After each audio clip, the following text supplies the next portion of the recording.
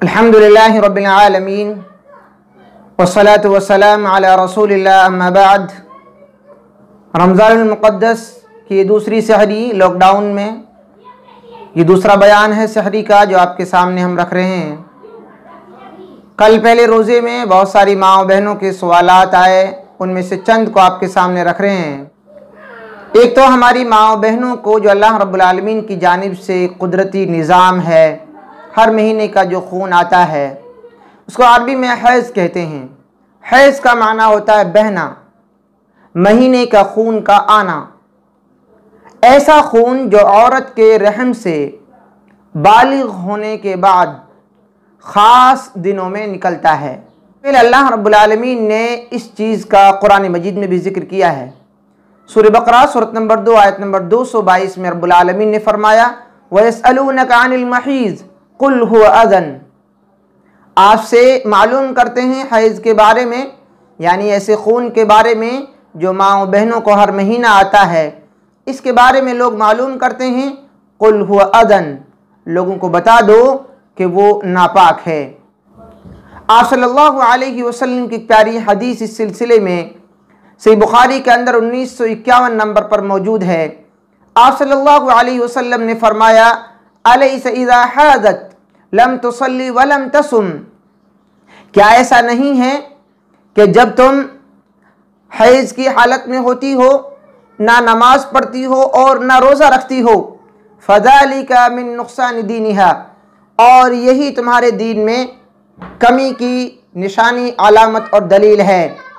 دوسری حدیث صحیح بخاری کے اندر ہے 321 نمبر پر، عائشہ رضی اللہ تعالی عنہ بیان فرماتی ہیں کہ ان کے پاس میں ایک عورت آئی اور اس نے سوال کیا کیا وہی نماز ہمارے لیے کافی ہے جو ہم پاکی کے دنوں میں پڑھتی ہیں؟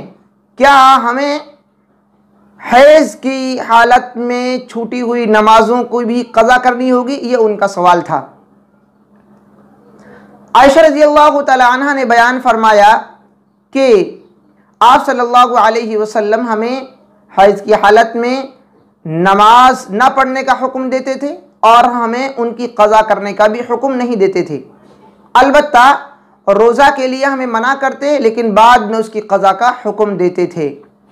ان دو حدیثوں کو سامنے رکھ کر معلوم ہوا کہ اس خون کی حالت میں ہماری ماں اور بہنوں کو روزہ بھی نہیں رکھنا ہے، نماز بھی نہیں پڑھنی ہے، لیکن جب ہم پاکی کی حالت میں آئیں گے تو ہمیں روزے کی قضا کرنی ہے، نماز کی قضا نہیں کرنی ہے۔ ایک آیت اور دو حدیثوں کو اپنے سامنے رکھ کر اب ہم 2-3 اور مسئلوں کو آپ کے سامنے رکھ رہے ہیں۔ یہ حیض اگر روزے کی حالت میں آئے تو ہمیں روزہ نہیں رکھنا ہے، لیکن اگر روزہ ہم نے رکھ لیا ہے صبح اور پھر یہ حالت ہماری روزے کے بیچ میں شروع ہو گئی ہے، خون آنا شروع ہو گیا ہے، تو ہم اپنا روزہ وہیں پر ختم کر دیں گے اور اس روزے کی ہم بعد میں عید کے بعد میں قضا کریں گے۔ آج کا یہ روزہ آپ کا ساقط ہو گیا، ختم ہو گیا۔ لیکن بعض فقہاء کرام کی یہ رائے ہے کہ شام تک اگر آپ روزے داروں کے ساتھ رہیں، شام تک ایسے ہی اپنا دن گزاریں تو یہ آپ کے لیے بہتر ہے۔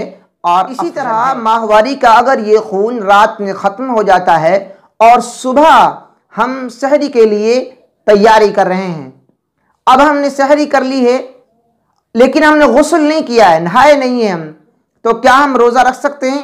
ہاں بالکل، سحری آپ نے کر لی ہے، اسی وقت آپ نے نیت بھی کر لی ہے، تو آپ بغیر غسل کیے ہوئے روزے کی نیت کر کے روزہ رکھ سکتی ہیں۔ اسی طریقے سے اگر خون مغرب کے بعد ہمیں نظر آیا ہے، عشاء کے وقت دیکھا ہے ہم نے، مغرب کے بعد دیکھا ہے، تو کیا ہم پورے دن کے روزے کو ختم کر دیں گے؟ نہیں۔ اسی سلسلے میں اگر ایک سوال یہ بھی تھا کہ دن کے اندر عصر کے وقت میں ہمیں یہ معلوم ہوا کہ ہم اس حالت میں ہو جائیں گے، یہ خون ہمیں ماہواری کا آنا لگے گا، درد وغیرہ اور جسم کی جو کیفیت چینج ہوتی ہے وہ ہماری ہونے لگی ہے، تو کیا لیکن خون نہیں آیا ہے تو کیا ہم روزے کو ختم کر دیں گے؟ خون مغرب کے بعد عشاء کے وقت میں آیا ہے، تب بھی آپ کو یہ روزہ ختم نہیں کرنا، یہ روزہ آپ کا درست ہے، بالکل صحیح ہے۔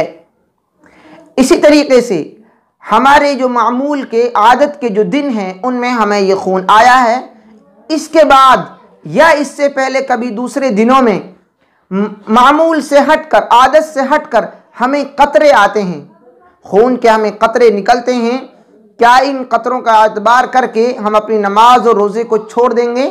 بالکل نہیں۔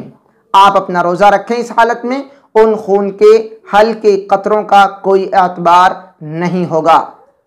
اسی طریقے سے ہماری ماں اور بہنوں کا ایک سوال یہ بھی تھا کہ روزے کی حالت میں اگر ہم روزہ نہیں رکھ پا رہی ہیں حیض کی وجہ سے، اس خون کی وجہ سے، تو کیا ہم دن میں کھا پی سکتے ہیں؟ بالکل آپ کھا پی سکتے ہیں، لیکن اب اپنے گھر میں روزے دار اور خصوصاً بچوں کا تھوڑا خیال رکھیں، کیونکہ ان کے ذہن پر دوسرا اثر پڑتا ہے۔ اس لیے آپ کی ایمانی، سماجی اور اخلاقی ذمہ داری ہے کہ آپ چھپ کر کھائیں یا آپ ان کے سامنے کم از کم کھانے سے مکمل پرہیز کریں۔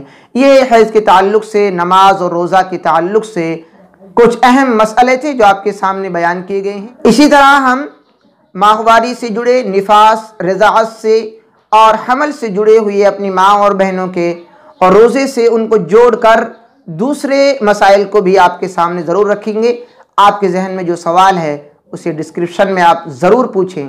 اگر آپ یہاں نہیں ڈال سکتے ہیں تو واٹس ایپ پر ہمیں پوچھیں، کال بھی ہمیں کر سکتی ہیں۔ ضروری ہے دینی مسائل کی جانکاری اور دین اور ایمان کی ہمیں صحیح معلومات حاصل کرنا۔ سبھی طرح کی اسلامی ویڈیوز، تقاریر، دروس اور افواہوں کا سچ دیکھنے کے لیے اقرا اسٹڈی سینٹر کو سبسکرائب کریں۔ کسی بھی نئی ویڈیوز کے لیے کامنٹ باکس میں اپنا سوال ٹائپ کریں۔